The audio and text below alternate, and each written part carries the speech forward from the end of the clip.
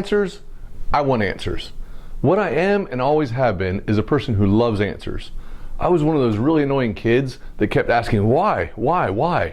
And to tell you the truth, I've never really stopped. I like to understand the way things work.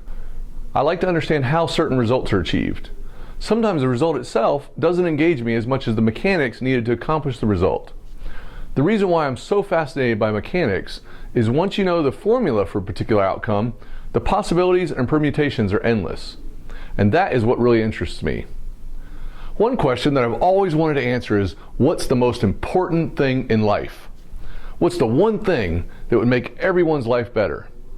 What's the one thing that equips people with true power, peace, and happiness, all at the same time? Is the answer to the big question love? How about money, health, or perhaps freedom? Is it relationships, family, or what about personal security in all of its forms? Well, I guess the answer is different for everyone. Some people feel that money can solve all their problems, while others can be perfectly happy being broke as long as they're surrounded by people who truly love them. For some people, money, fame, fortune, and notoriety are meaningless. What matters to them is whether or not they are living their life's purpose and achieving their life's mission. Others will do whatever it takes to achieve celebrity status, as anything that remotely resembles plain or ordinary to them seems like failing. Once I understood that everyone's happiness and fulfillment depended on different things, I began to wonder what people needed to do to make themselves truly happy. Well, the logical answer to this question is that it depends on a person's desire. If the desire to become a doctor or lawyer is what will make someone happy, then that person needs to focus on education more than anything else. If it's a desire to have a big family, then the person should focus on procreation. If it's a desire to help the poor, then the person should learn about philanthropy. Seems pretty logical, right? Then why do we see people who graduate from Ivy League schools at the top of their class fail to find the right jobs, while people who are less qualified and less intelligent find them easily? Why do we see people who have all the great qualities of a life partner die alone, never having the pleasure and fortune to find and experience true love?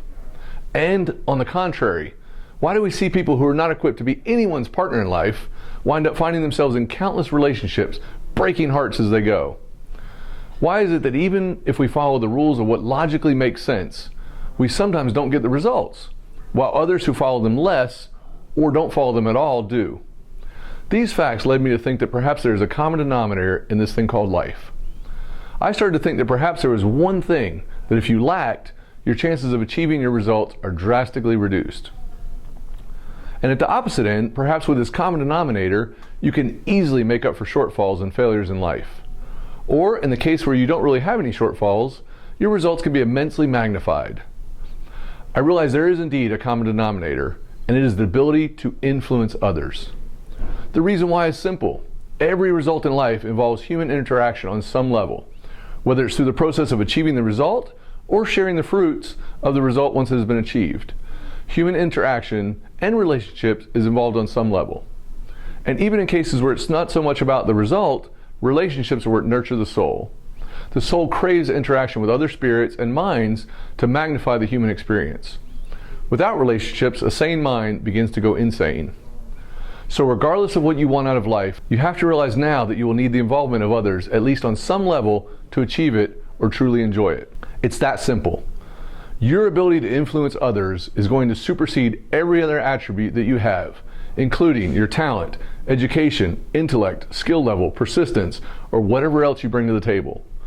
Without the ability to influence, you can't fully capitalize on any of those things. What good is it to graduate from Harvard if you can't influence someone to hire you? What good is it to work hard if you never get the right people to notice and help you move up in the world?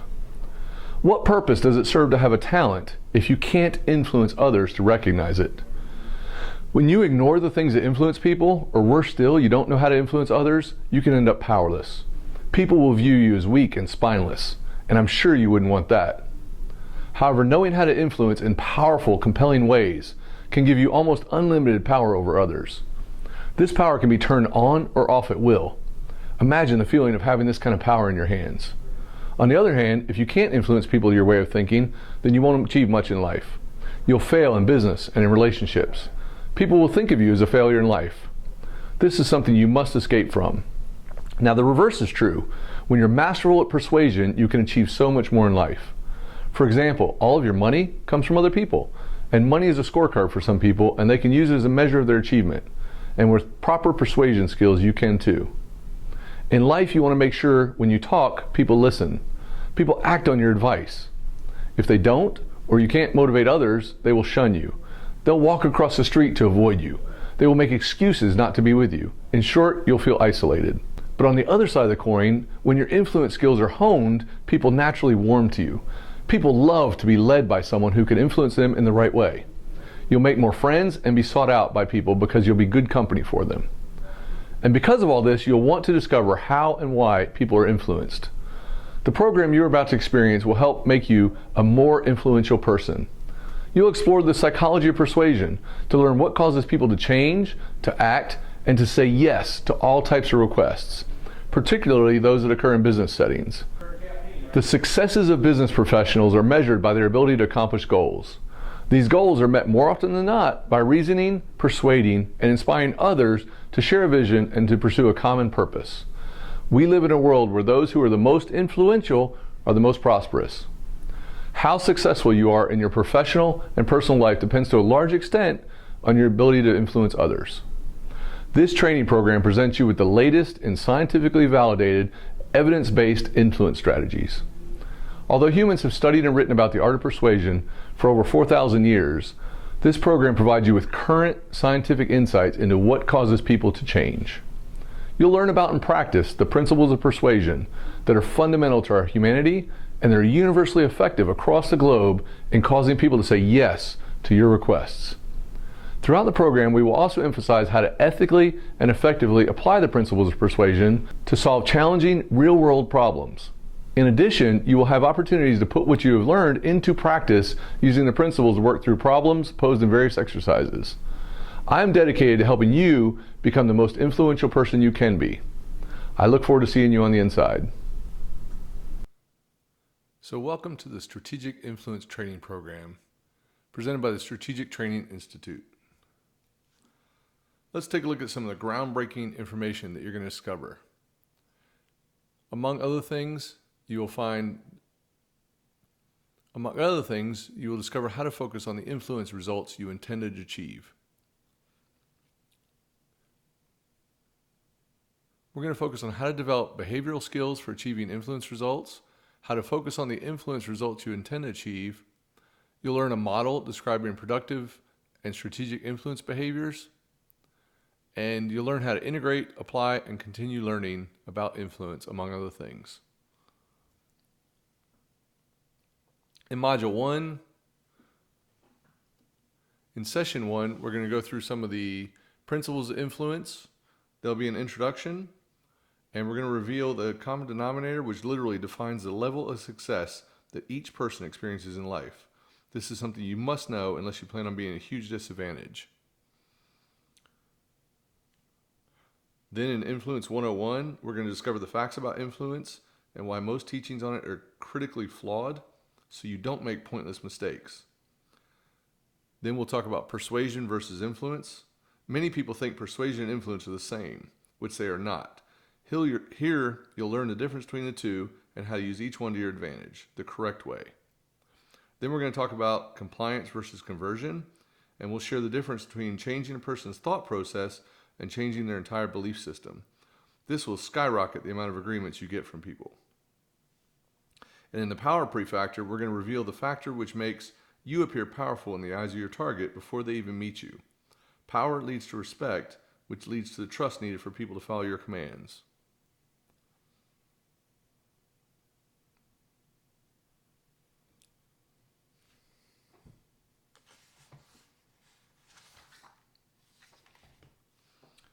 Then we're going to talk about emotion versus logic, and I'll show you how to persuade when someone is emotionally engaged. Plus, I'll give you 5 powerful steps to use when they're using logic to process your message, so you can persuade in all situations. We're going to learn about the triggers of mind control, where you'll learn 10 powerful triggers that range from the ability to get a yes from someone before they even know the details of your request, to a powerful tactic to prevent your target from procrastinating on taking action with what you ask of them. And we'll talk about persuasion signals, social proof mastery, a scarcity induction technique, and storytelling expertise. Everyone loves a good story, especially when it's told the right way. Here, I'll show you how you can use the power of a good story to engage and close your targets. Then we're going to move on to the 4 tiers of persuasion. And the first tier is we're going to talk about the persuasion mindset, where I'll share the critical things you simply must do to prepare yourself mentally to persuade others so that you don't tense up and lose focus. We'll talk about behavior modification, presentation essentials, the 4 pillars of persuasion success, and the truth about belief systems. Here you'll learn how people really formulate beliefs so you can understand how and why they make the decisions they do. Then in Tier 2 of persuasion, we'll go through First Impressions 101, 5 ways to build unshakable credibility, mind reading mastery, where I'll show you the same techniques that I've used for years to literally peek into the mind of anyone you're communicating with to gain a bird's eye view of what they really believe.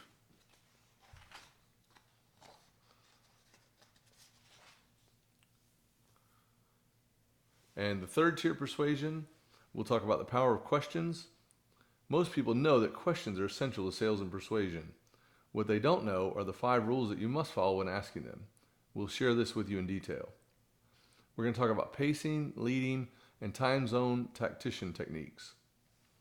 Then the 4th tier persuasion, we're going to discuss overcoming resistance. We'll teach you reactance resistance 101, where you'll learn how to deal with knee-jerk reaction responses and how to immediately change your target's thought direction to one of compliance. And then we'll cover gaining compliance. Here you'll learn the essential steps involved in the process of getting people to comply with your requests. And in session 2,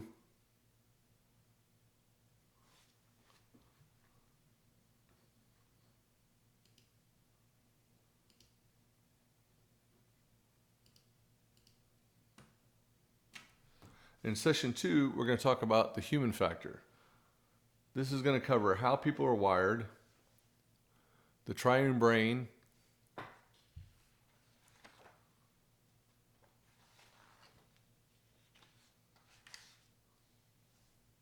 truth about habits. Most people falsely assume that a habit takes 21 days to form. Here I'll show you how you can get people to form habits that support your needs in as little as a few hours. We'll also go over 10 observations about people, which is where you'll discover 10 things you simply must know about people and the way they respond to information most of the time. And we're also going to cover the behavioral characteristics and presentation structure necessary. In session 3, we're going to cover the personality types. We'll introduce you to the 5-factor model, which is the big 5 personality traits which govern the personality of all humans, so you can quickly begin to figure out where your target stands. We're going to introduce the 14 types of personalities that exist among human beings. This is crucial to the way your target views you and your offers. And we're going to discuss the value memes and the master map, which is levels of development among your targets. And then we're also going to discuss personality paradigms. And in module 4, and in session 4, we're going to cover the decision-making process. You'll learn the 5 types of decision makers, where I'll reveal the top 5 categories of decision makers so you know exactly how to get them to make the decisions that you want them to. We'll discuss the decision approach, where you'll discover the specific details in psychology of why people make decisions the way they do. This could possibly serve you more than anything else in the program. Then we'll talk about presentation structure, which is where each type of decision maker must have the information presented differently because they all decide differently. Here you'll learn how to present to each one specifically. Then in session 5, we'll cover the conclusion, where I'll share my final thoughts, what this information could mean to your life, and how to get results from it, everything you've learned.